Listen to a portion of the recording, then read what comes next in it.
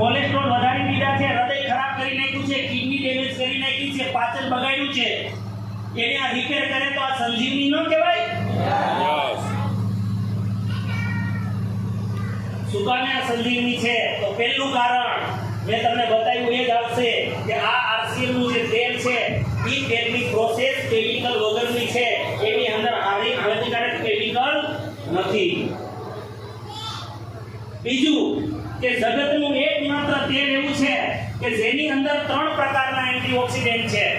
તમે પોતાનું કદાચ તેલ કઢાવીને ખાવ ને, હવે હમણાં આ બાજુ તો આપણે શું છે, માંડવી બહુ પાકે ને, મગફળી અમારે જે ઘણાનું ઘરનું